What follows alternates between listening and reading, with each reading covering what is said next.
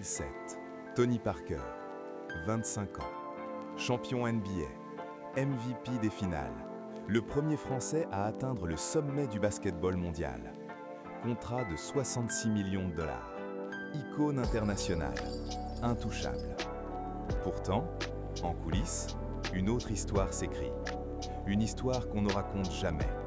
Celle d'un homme qui, derrière les trophées, construit méthodiquement sa propre cage. Comment le Golden Boy du basket français est-il devenu l'un des personnages les plus controversés de sa génération? Et surtout, à quel prix?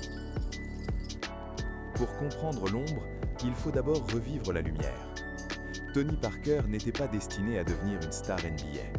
Fils d'un basketteur américain et d'une mannequin néerlandaise, il grandit en France, loin des radars américains. Trop petit, trop européen, pas assez athlétique pour les scouts. Mais à 17 ans, il explose au championnat de France. À 19 ans, les Spurs le draftent en 28e position. Personne n'y croit vraiment, sauf Greg Popovich.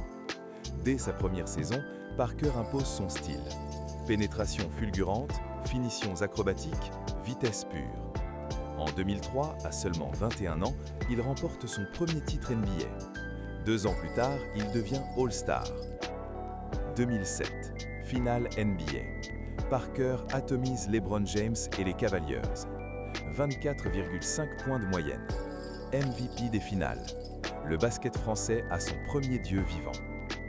Et pourtant, derrière cette ascension fulgurante, une fissure invisible commence à se former. En 2007, Tony Parker n'est plus seulement un basketteur, il devient un phénomène culturel. Son mariage avec Eva Longoria, star de Desperate Housewives, le propulse dans une autre dimension. Il n'est plus Tony Parker, meneur des Spurs, il devient Tony Parker, l'homme d'Eva. Les paparazzi le traquent, les magazines People dissèquent sa vie privée. Chaque sortie, chaque sourire, chaque absence devient un titre. Et progressivement, Tony Parker commence à se perdre. Car voici la vérité qu'on ne vous dit jamais. La célébrité est une drogue. Et comme toute drogue, elle vous fait croire que vous contrôlez. Jusqu'au jour où c'est elle qui vous contrôle. Sur le terrain, les performances restent solides. Mais en coulisses, les premières tensions apparaissent. Des rumeurs d'infidélité circulent, des disputes éclatent. Parker multiplie les allers-retours entre San Antonio et Los Angeles. Son focus se dilue. Popovich commence à s'inquiéter. Pas ouvertement, mais ceux qui connaissent les Spurs savent, quand Pop fronce les sourcils, c'est que quelque chose ne va pas.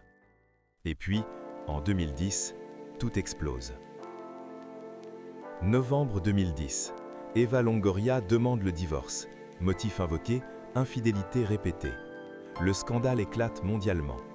Mais ce n'est pas n'importe quelle infidélité. Les médias révèlent que Parker aurait entretenu une relation avec Erin Barry, la femme de Brent Barry, son ancien coéquipier aux Spurs. Imaginez, vous êtes dans un vestiaire, vous vous préparez pour un match, et vous savez que l'homme à côté de vous a trahi l'un de vos frères. Tony Parker nie. Brent Barry reste silencieux, mais le mal est fait. La confiance dans une équipe, c'est l'oxygène. Sans elle, tout s'effondre. La saison 2010-2011 est un calvaire. Parker joue en pilote automatique. Les Spurs sont éliminés au premier tour par Memphis. Une humiliation pour une dynastie habituée au final. Et là, Tony Parker prend une décision que beaucoup jugeront égoïste. Plutôt que de reconstruire sa crédibilité, il s'enfuit. Il multiplie les soirées, les relations médiatisées, les apparitions dans les magazines People. Il devient l'archétype du sportif perdu dans le glamour. Mais le corps, lui, ne pardonne pas. Les blessures s'accumulent. Ischio-jambier, cheville, doigts. Chaque saison, Parker passe plus de temps à l'infirmerie que sur le terrain. En 2013, il remporte un dernier titre. Mais ce n'est plus son titre, c'est celui de Kawhi Leonard. Tony Parker n'est plus le leader. Il est devenu un second couteau. 2016, Tony Parker a 34 ans. Il sait que la fin approche, mais il refuse de l'accepter. En mai 2017, catastrophe. En play-off, Parker se déchire le quadriceps, blessure gravissime. Les médecins sont clairs, à son âge, il ne reviendra jamais au même niveau. Mais Tony Parker veut prouver qu'il est encore Tony Parker. Alors il revient, trop vite, trop mal préparé. Il joue comme un fantôme de lui-même. Les pénétrations sont lentes, les shoots manquent de confiance. Les jeunes joueurs le dépassent. Et Popovic, pour la première fois, le regarde différemment. En 2018, les Spurs ne le prolongent pas. Tony Parker signe à Charlotte, un contrat de 5 millions, dérisoire pour un ancien MVP des finales. Il joue 1 an, puis rentre en France. Il signe à la SVL, le club qu'il possède, une retraite déguisée.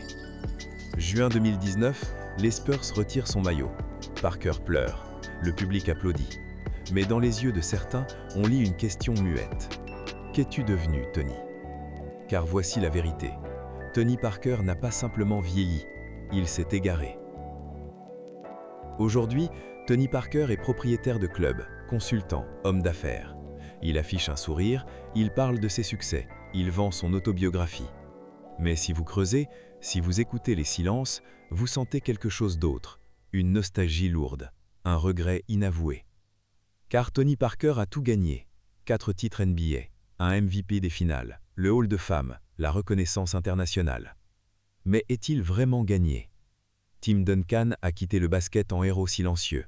Manu Ginobili en légende intouchable. Tony Parker, lui, a quitté le basket en homme brisé par ses propres choix.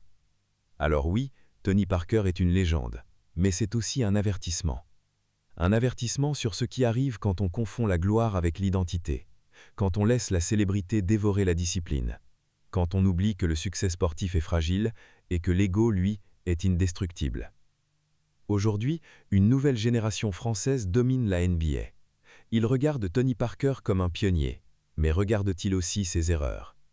Car voici la question finale, celle qui reste sans réponse. Tony Parker a-t-il vraiment réalisé son plein potentiel ou a-t-il gaspillé une part de lui-même en route vers la gloire? Peut-être ne le saura-t-il jamais, peut-être ne le saurons-nous jamais. Mais une chose est sûre, derrière chaque légende se cache toujours une part d'ombre. Et celle de Tony Parker est bien plus grande qu'on ne le pense.